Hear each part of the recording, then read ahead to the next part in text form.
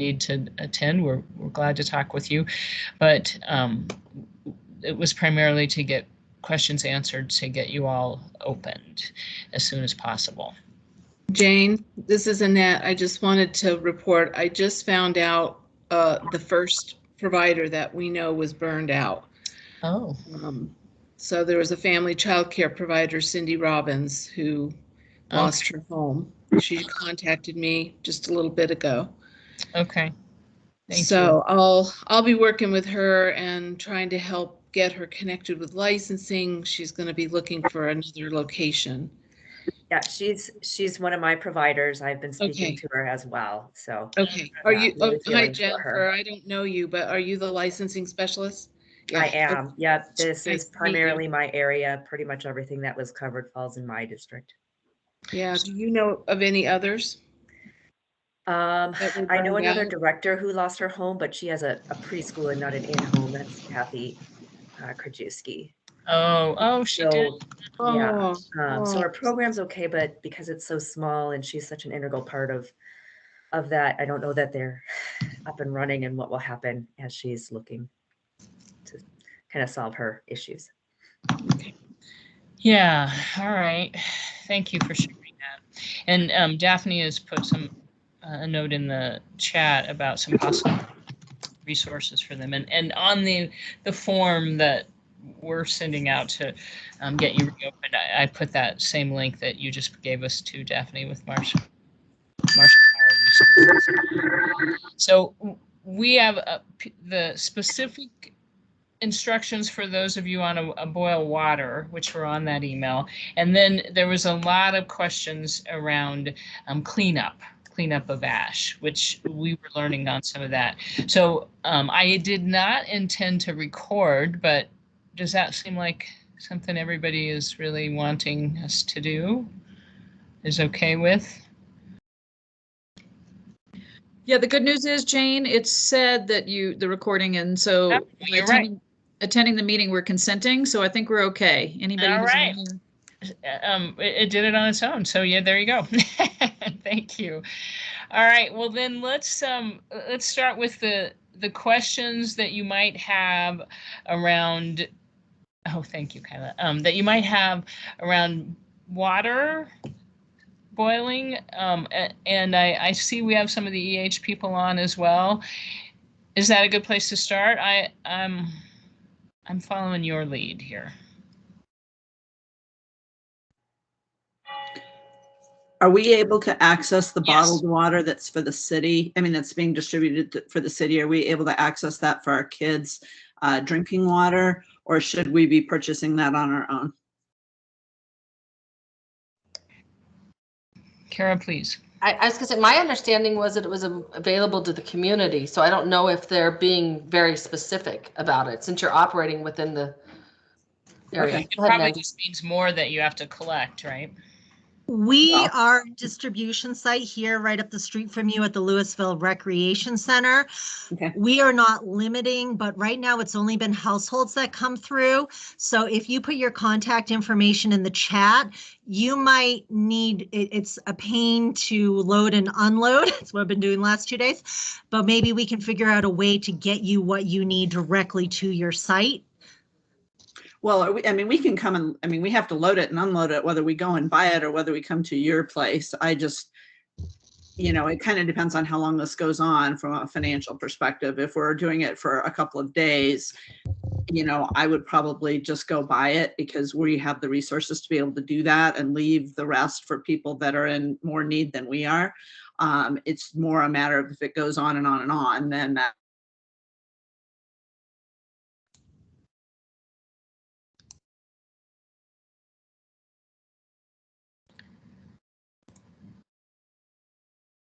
Julie put her contact in there. Yeah, and we don't know the timeline for sure. We've heard some indication of a possibly a week.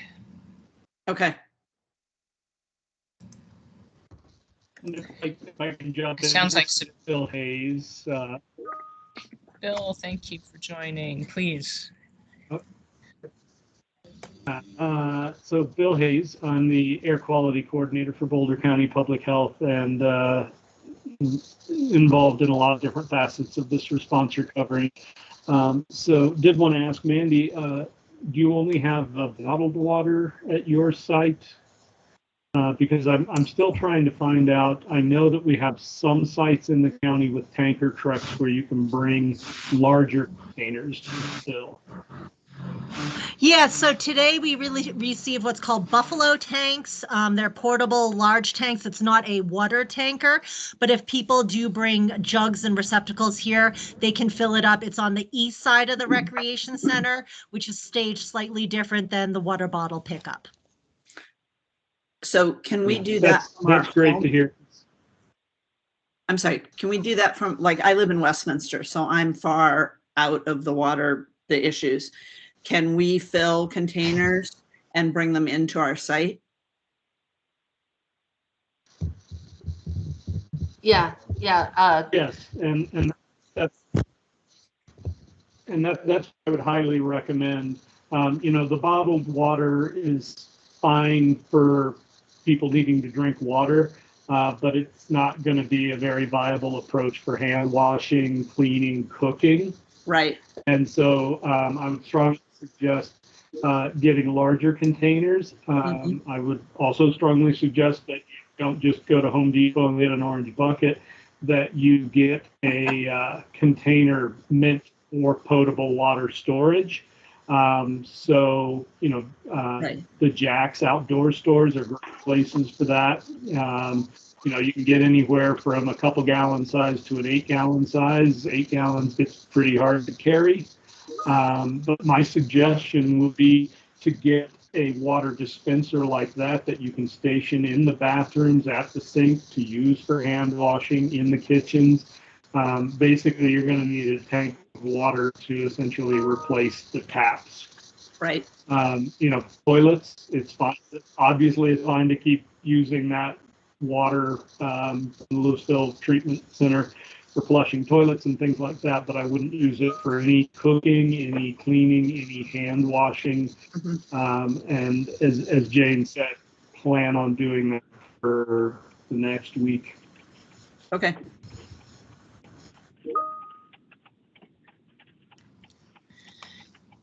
Kara, do you want to talk about hand sanitizer and hand washing? Yeah. So we met with the Boulder County Environmental Health this morning, and we had to come to a consensus that for children over the age of 3 or 3 and over, that an option for sites that are going to open is to use the tap water for washing hands, followed by hand sanitizer. Okay. But we do not want anybody in the facility to just use hand sanitizer. It's not to be used in place of hand washing, but so for children under the age of 3, you will need to set up some form of hand washing with a potable water source. So just because they're putting their hands in their mouth and you can't use hand sanitizer, so you've got to come up with something, and you can use, like what Bill had mentioned, one of those camping containers at the hand wash sink that's got a spigot you can turn on and off to wash hands. Another option would be using spray bottles, one with soapy water, one with the rinse water. Wow, that's clever.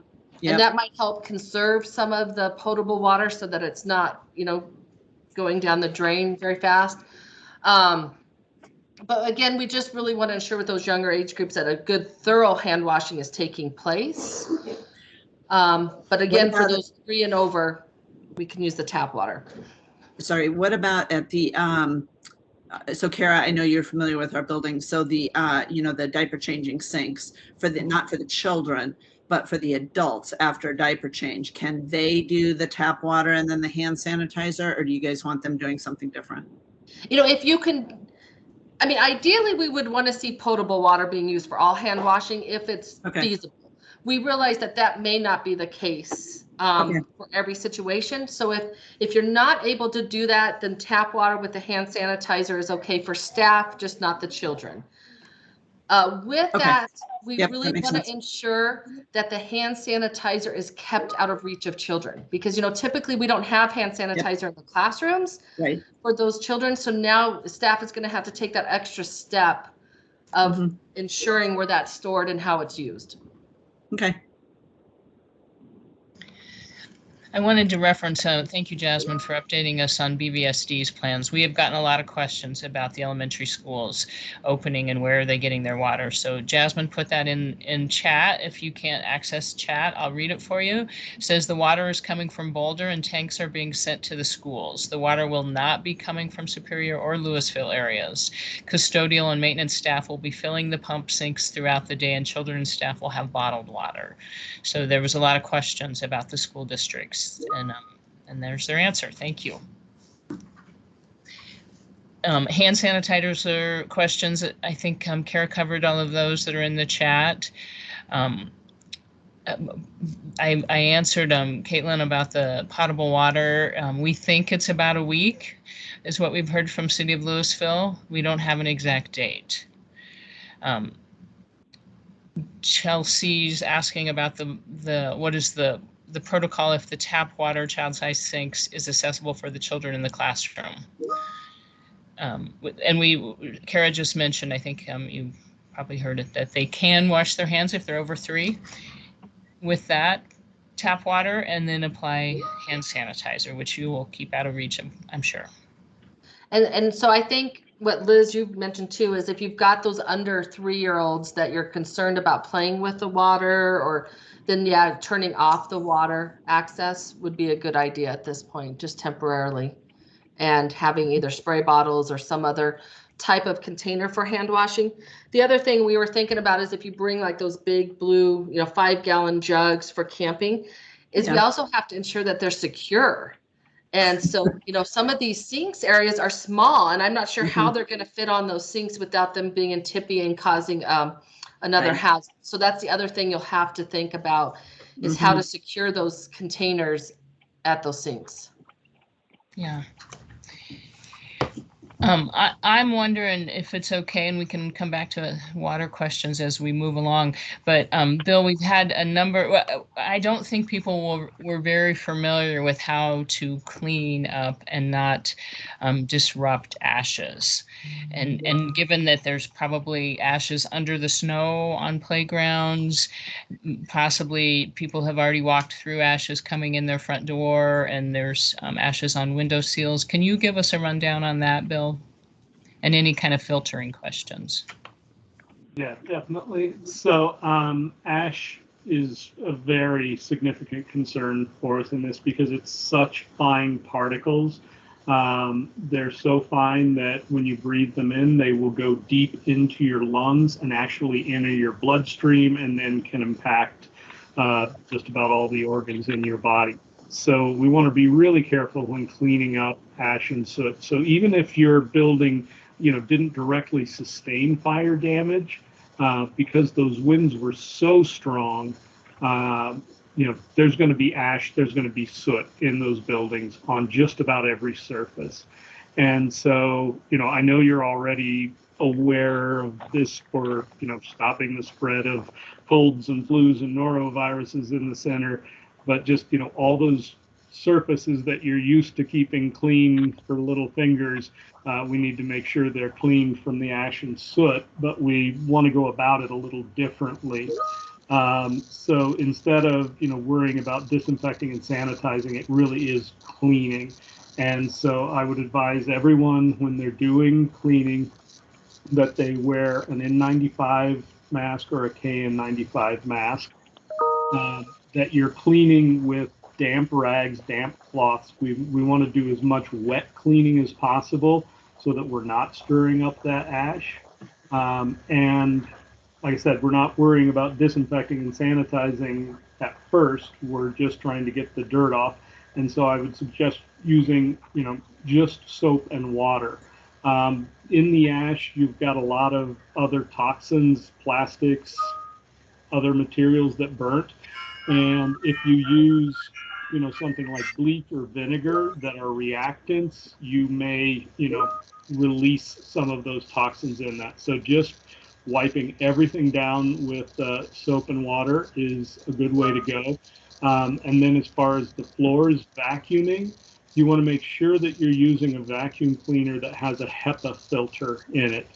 If you use any vacuum without a HEPA filter, you're just going to resuspend all of that ash on the floor carpets that you're vacuuming.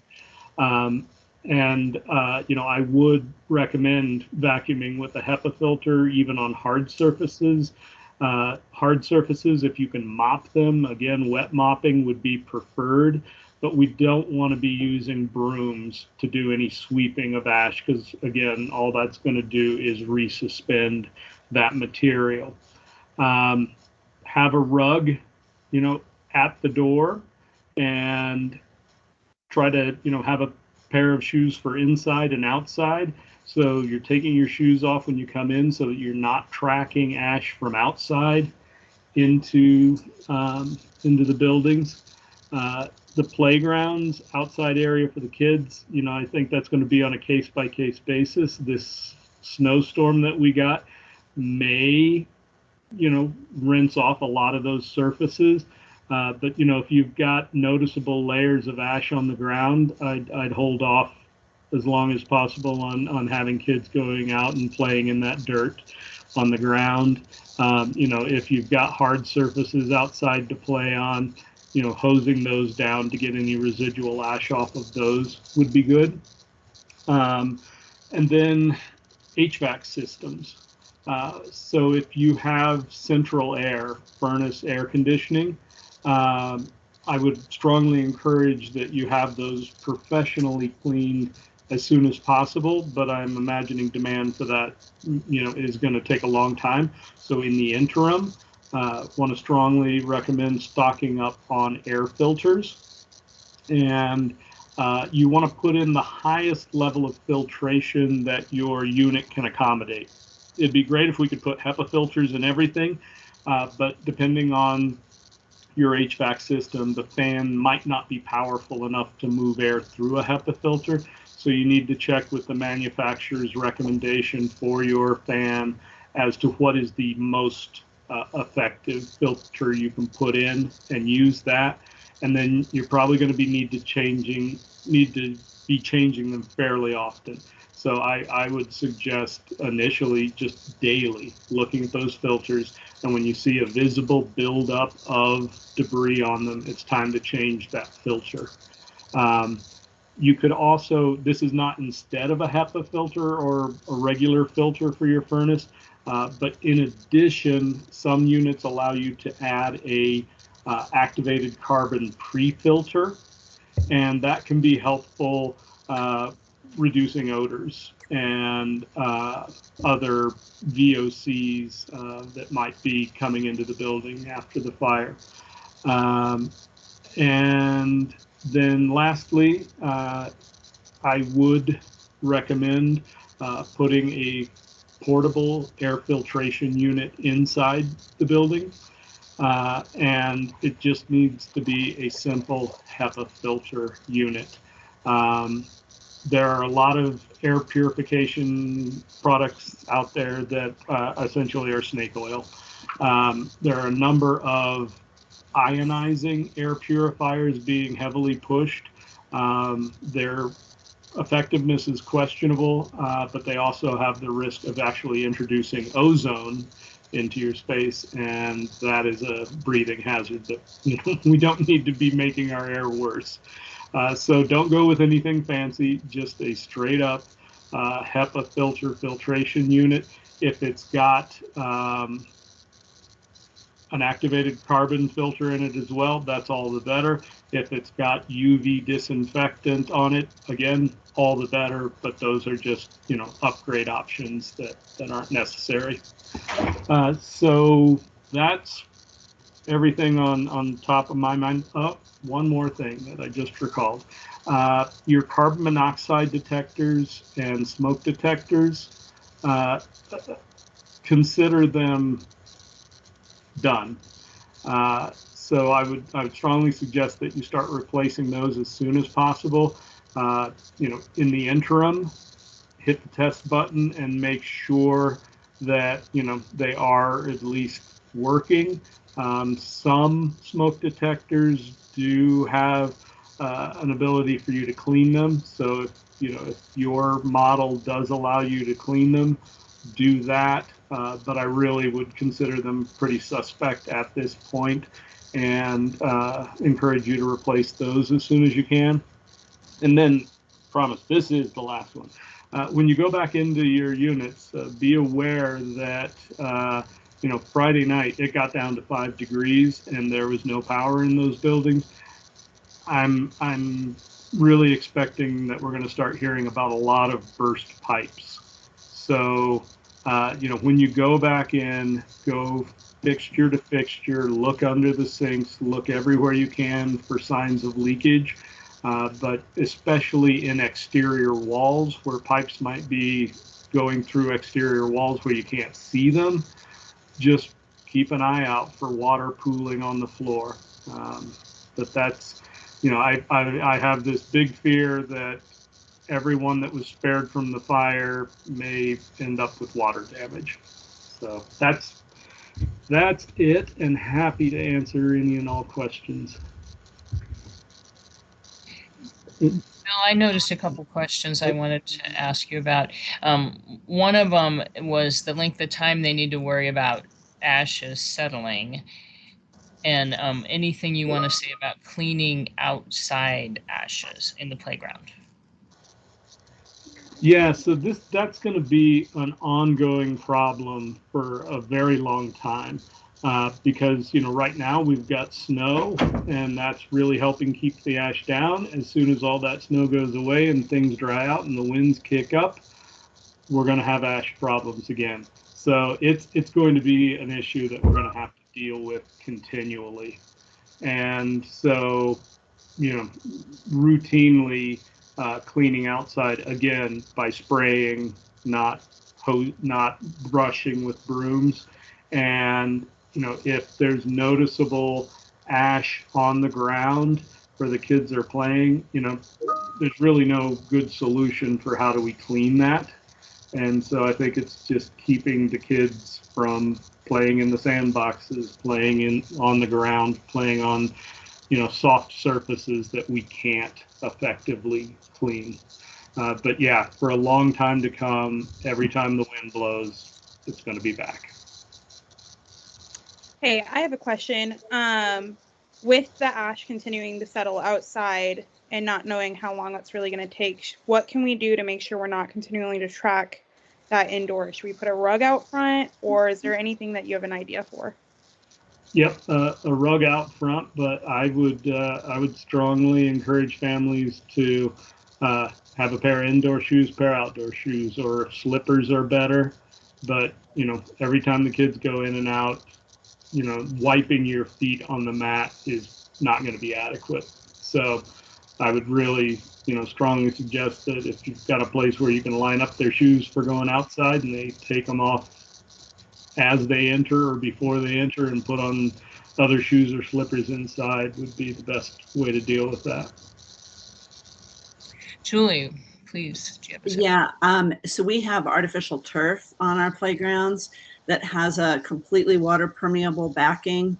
I know some of them just have holes punched. Ours is completely water permeable. Do you have any notion about how that kind of surface will deal with the ash once, the snow melts and, if we're hosing it down or whatever? Is it likely to go through that or sit on top of it? Boy, that's a good question, and something that I have no experience with. And I think honestly it could go one of two ways. It could either, you hose it down and that ash goes through the membrane and underneath, or it clogs up those pores real quickly and doesn't go away. And then just, anytime you've got a synthetic material like an AstroTurf, there's going to be this electrostatic attraction. So these small ash particles really bond well with electrostatic bonds. And so anything that's plastic like that has a chance of being a good connector for that. So I really have no idea. I'd say you just go out, hose it down, and really look carefully at it to see, did the ash wash away or did it just clump up and get stuck in the pores? Okay. A good question. Yeah. There was a question about use of tap or potable water for cleaning. That's another good question, and I would certainly err on the conservative side and not use tap water for cleaning. If you do, then it is going to be going back to your disinfecting protocols to then wipe it down with the bleach solution or whatever you use as a sanitizer after. Is visually seeing no longer like any ash reliable to know that it's gone, or how fine is it? Yeah, that's another very good question. A lot of it is visible, but a lot of it is so small that it's not visible. And so when it's really tough to say when we're outside. I think it is more concerning about the visual ash, but indoors, the ultrafine particles, because they're so small, gravity doesn't really have much an effect on them. And so indoors, it's those ultrafine particles that you're not going to be seeing that are going to be suspended in the air that can cause the problems. And so that's where, the cleaning, and it's not just this initial cleaning. Again, like I said, I think we're all going to keep noticing how much more dust is in our homes and on all the surfaces. So, just being vigilant and continually doing that cleaning to keep those ultrafine particles from being suspended indoors.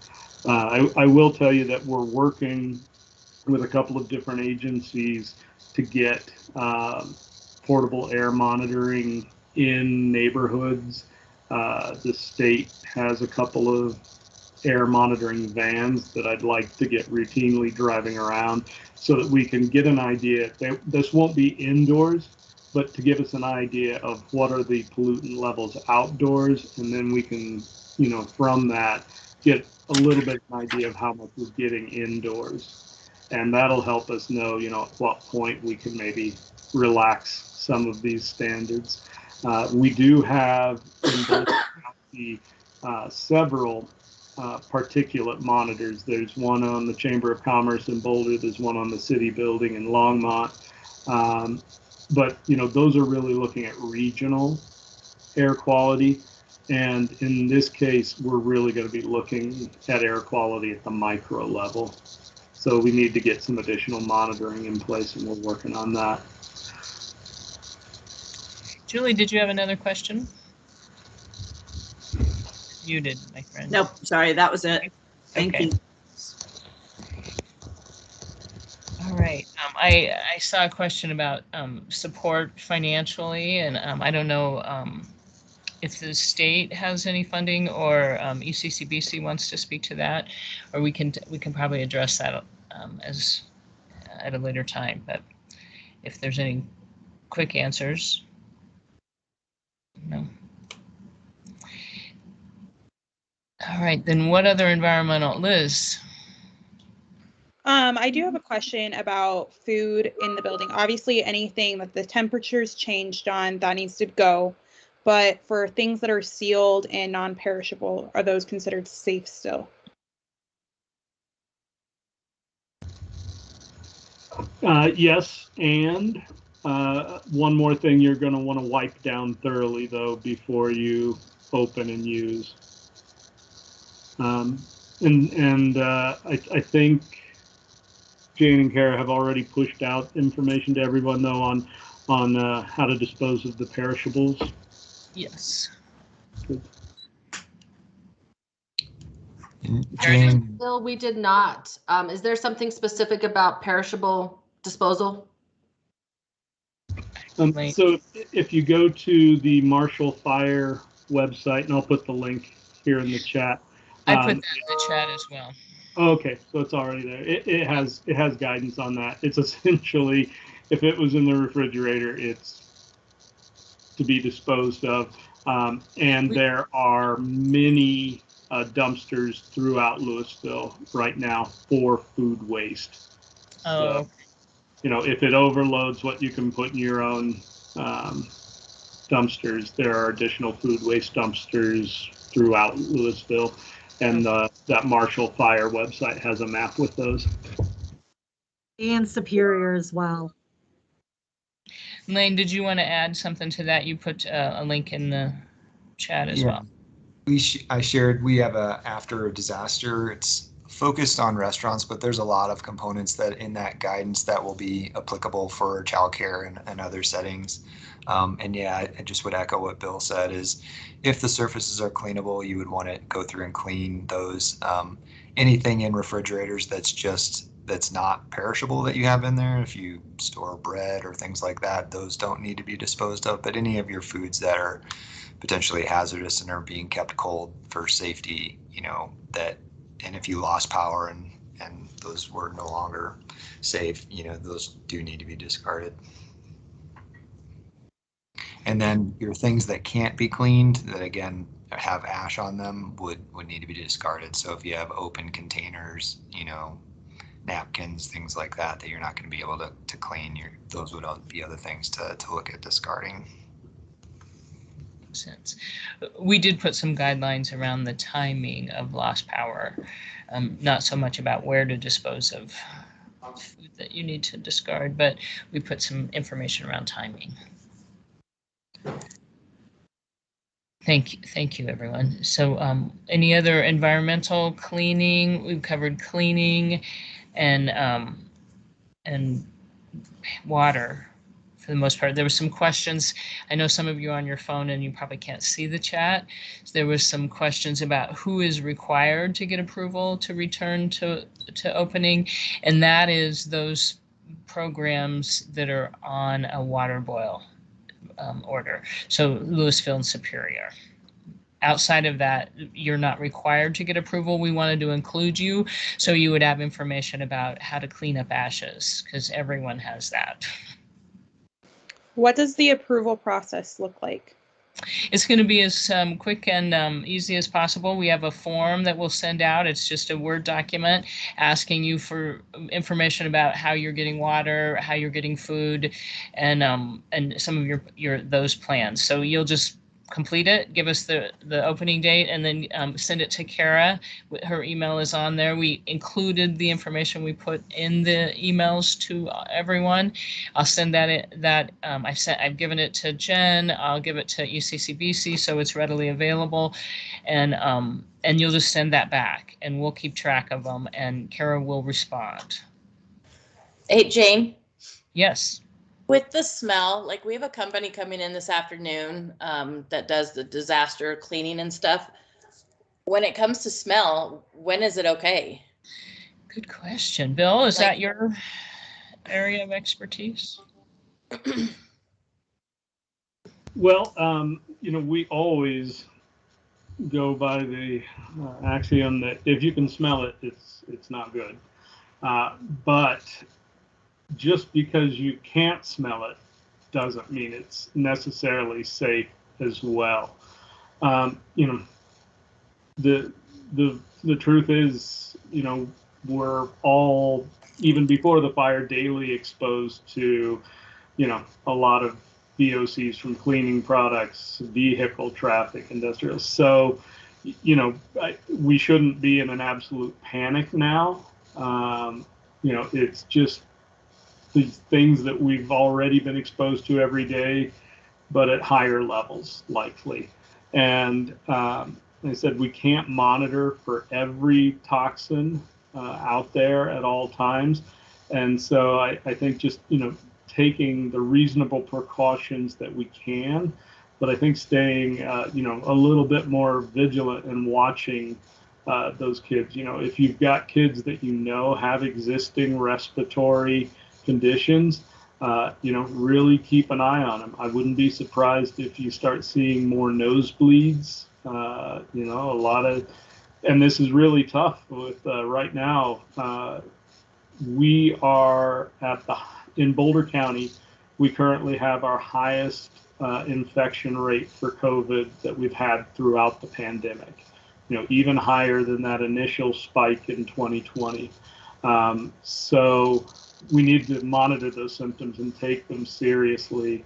And it's going to be a challenge because, the air quality is likely going to cause a lot more runny noses, scratchy throats, but we can't just brush that off as, oh, it's just the ash, it's just the dust. We need to remain vigilant and assume it's COVID until we know it isn't.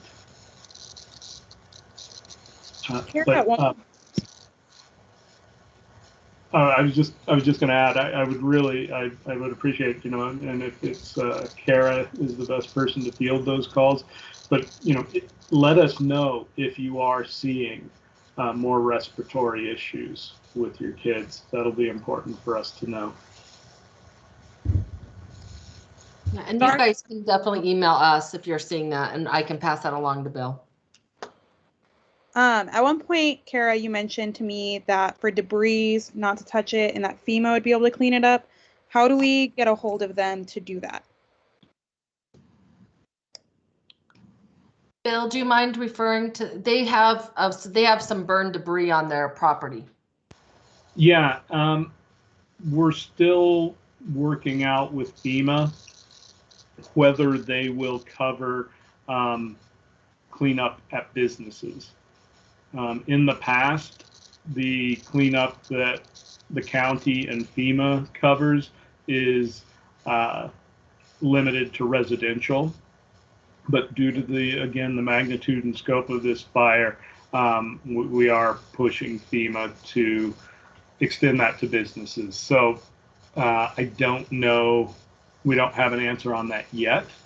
We do have a disaster assistance center stood up at the Public Health Hub building in Longmont, I believe. Lane, I should know this off the top of my head.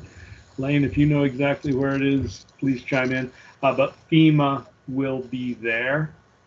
And so I would recommend going in and talking to FEMA and seeing the small business. FEMA works closely with the Small Business Administration, that if they're not going to do that debris removal themselves, they can at least help you with grants to help you do that. Is that something that disaster relief companies, the professional people, tackle?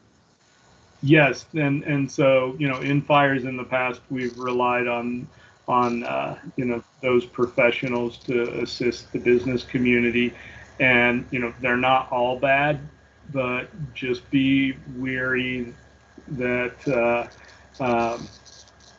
they're driving in from all over the country, and you're going to see Service Master, Service Pro trucks circling, and so don't take the first one that pulls up and offers to help. This is one of those get 3 bids situations, so that you don't get taken advantage by and it is a small number, but there are some unscrupulous dealers out there that are going to try to take advantage of this, so just be aware of that.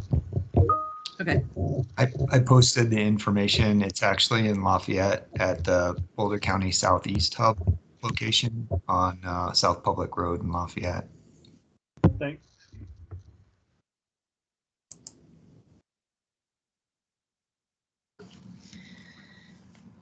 I don't know that I see a question about when will heat. Brittany, Little People's Landing is asking about if we know when the heat and natural gas will be restored. I don't know.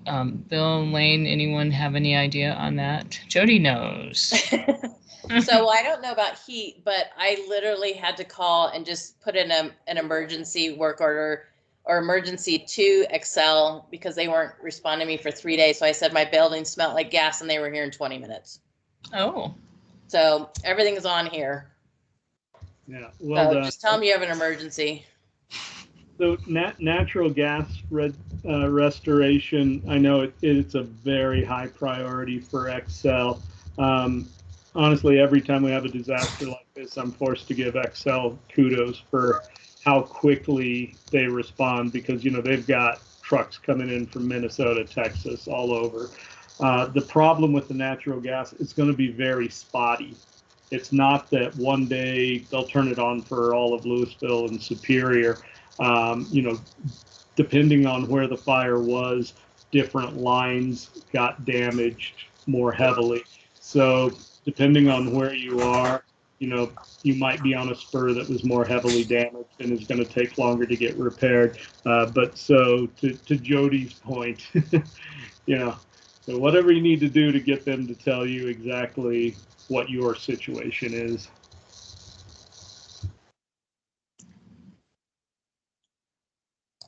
And our zone was zoned for like to be checked, but they were saying 3 more days. So our gas is all on over here. Luckily, our businesses all had gas, but you just have to have them coming into your pilot lights. And he was great. He came in, did it, and was like, yeah, no problem. He's literally driving around. So they were great. So Brittany, if you need more, Jody sounds like she's got that down. Any other questions? I know it's been great to see some of those neighborly kind of support. Jody's been up and down McCaslin there, and I think we've heard from about everyone. I don't know if KinderCare is on the call here, but that's the one site we have not heard from. Oh, Judy Cole just got her gas on Louisville. I haven't heard from KinderCare yet either. Oh. I did find out that they, I think, asked the parents to give them a week to reopen. Okay. So they're working through just like everybody else.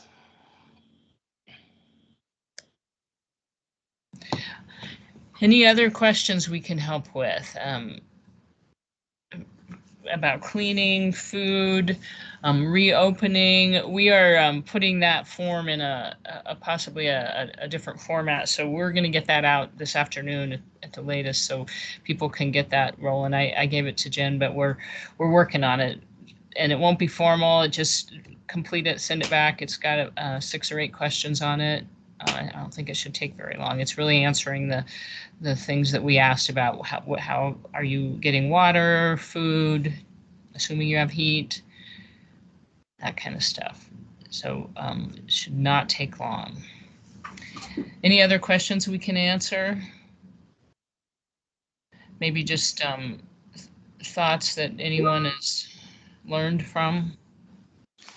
Jane, how often do we keep doing this wet clean? Is it once and done, or daily, or multiple times a day? Good question. Kara, Bill, how often do you think would be advisable? Well, I'd ask the question of what is your normal cleaning schedule? Like I said, I'm assuming that daily you're wiping down all the high touch surfaces prior to the fire just to keep disease spread in check. Yeah, that's what I was going to say. I mean, typically, I think with COVID, we've increased our cleaning and sanitizing. So I would probably stay on that on a daily basis, at least for the time being, for multiple reasons: fire, COVID, flu. And since ashes won't be visible. And the wind and there were some questions about when are people reopening. People are answering that a bit in the chat. I think it varies. Well, several people, Jody was trying to open in the next day or so. No.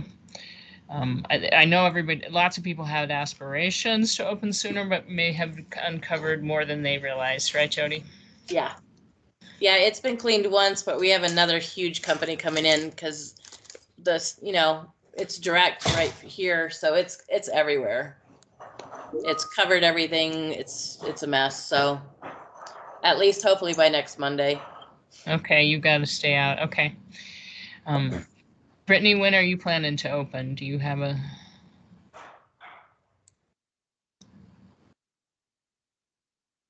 those are some of the big sites, at least on McCaslin.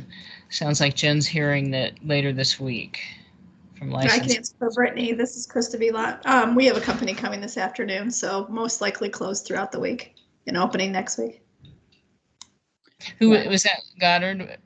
Was that you? Little People's Landing. Oh, Little People's. Thank you, Brittany. I think Goddard will probably be the same thing. My husband's up at the school and he just finished meeting with one of the cleaning people, but it sounds like it's going to be next week also before we're able to be open. Yeah. Yeah, I think lots of people were trying to, and I know your families are in dire need, especially if they've also lost their home or are out for a period of time, and need their children to be back in the pattern of predictability. I get that, but I think you're taking your time and making sure you have it in place, and hopefully water will have the water back at that point, so that whole water issue might not even be an issue at that point, right? Did I see a hand up somewhere? Jessica, maybe? Yeah, yes, please, Jessica. You're muted, my friend. So I'm in downtown Louisville at the St. Louis ELC, the preschool there, and literally the only thing that we don't have is the water is our biggest issue. So I'm hoping to open tomorrow. Is that a possibility, or do I need to wait and see? Or Kara, I'll let you answer. Yeah. So I know your part is the overall school planning on opening tomorrow as well. Yes. Yes. And do you have a system in place for hand washing? Since the water, or what is your plan? I'm not. I guess that's something we can find out. I have the big 5-gallon buckets that I can send home with some of the parents that aren't in the area to fill up and then put them next to the sinks. Okay. So I would say, Jessica, the next move is once we get out that form that we're asking everybody under the boil order to fill out, and you fill that out, get it back to me. And then we can, make that determination whether you're ready to open tomorrow or not. I don't know, as far as, cleaning, I know is a big deal. I don't know what kind of smoke or ash you've got in your area. So I think just filling that out and we can discuss it further. Okay, great. Thank you.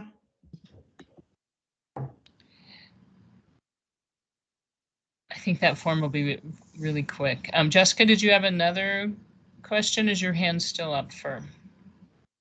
Nope. Thank you.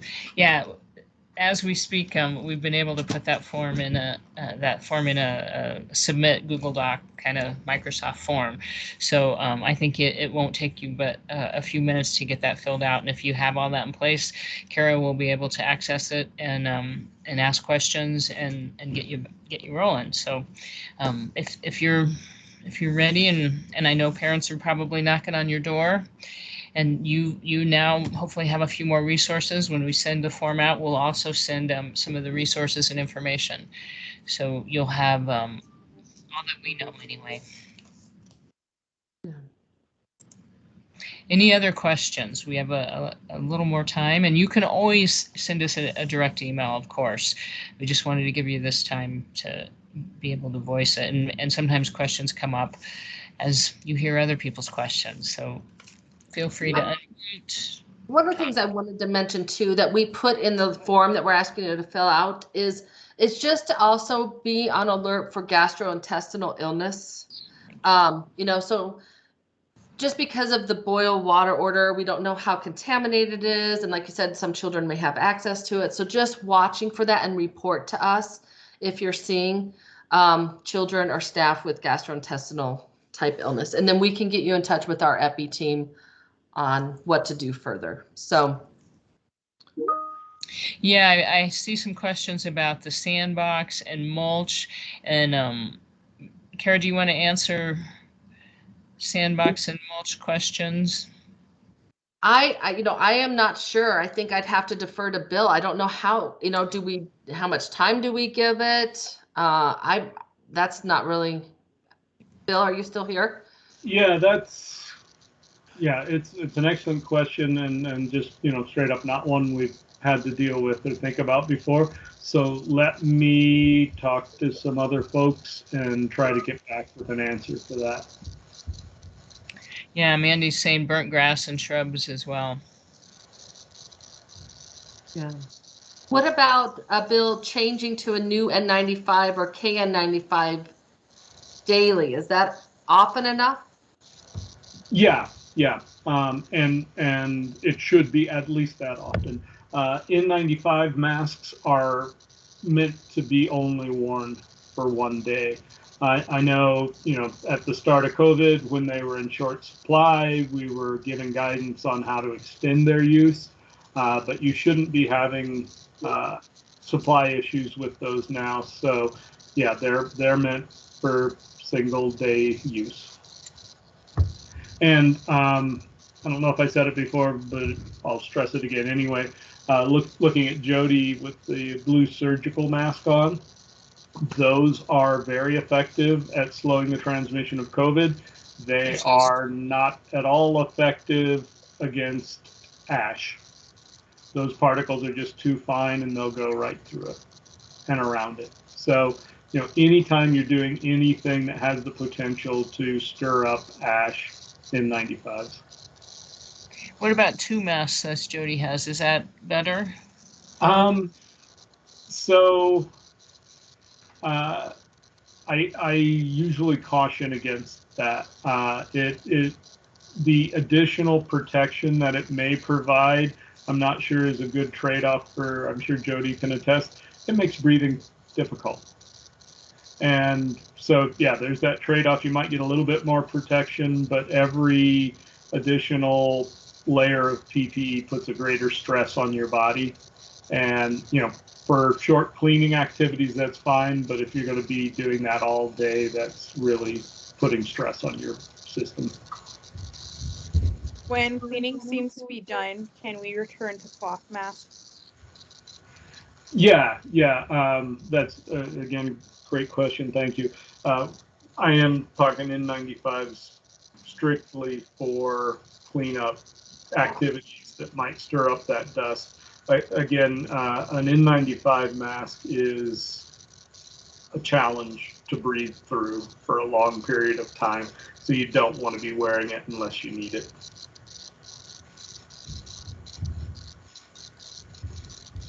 Yeah. I saw a question about how will we know if it's clean enough to open? I don't know the answer to that. Anyone? Bill? I think so much of this comes back to, in my job, we talk a lot about relative risk. We can never eliminate all risk. So I think, follow the guidance that we've put out, and that, will significantly reduce the risk. And so, doing the daily cleaning as best as we can. And, I think that's what we will have to live with. But as I said, just being very vigilant on, are the kids demonstrating any symptoms that make us think it's not enough? I like that. That makes a lot of sense, Bill. Thank you for saying that. And then I know Mandy had asked about children wearing cloth masks. We're still asking for children 2 and over to wear masks when inside, and those can be the cloth masks because they're not going to be involved in that cleaning process that staff would be.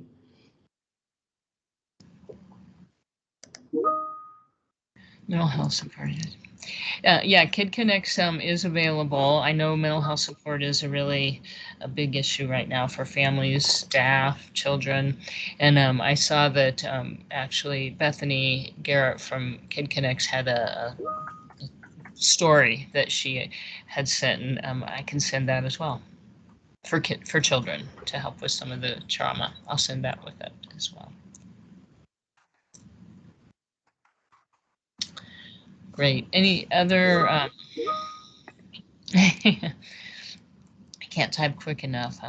Into the story, more resources. Oh, Awesome. I haven't looked at it. I know she sent it to I think to a lot of people today, I believe. So maybe some of you have it already. I'll put it in the email. It has links. Cool.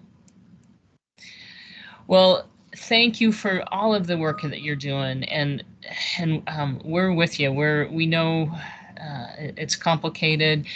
More questions arise kind of as you start to look at this. You have more questions that we haven't thought of either. So send us an email at any time. We will be watching closely, and we have some more office hours for the rest of this week for COVID, which isn't part of today's discussion, but probably on your mind. So I will send that out as well. That Elena, our EPI for ECE, has given an hour each of the days this week that you can bring your COVID questions. So she won't be able to answer all of these, but we'll be doing that too. Judy, you need some information about cleaning in the air. Could you email me? Yeah, sure thing, Judy. So we have a couple minutes, but I think we've covered a lot. If there's any other burning questions, please put it in chat, email. And we will send out the recording too for those who maybe weren't able to attend or want to revisit something. I did put in the chat that anything COVID related still needs to go to that Health ECE COVID at bouldercounty.org. They're the experts on that. And so I'm sorry, Elsa, but I kind of had to defer your cloth mask question to them because I'm not prepared to answer that at this point. But yeah, we know where there's some COVID concerns, but they're always available and monitoring that email all the time.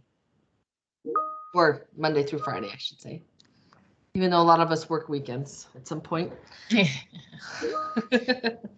So. You're welcome. Thank you all for the care that you're giving. You're out there on the front line. We really appreciate it. I know it's been hard on you and your staff as well. So thank you, thank you, thank you. Yep. Reach out if you need anything else. We can, Kylie, you can stop the recording. And we'll send out information today.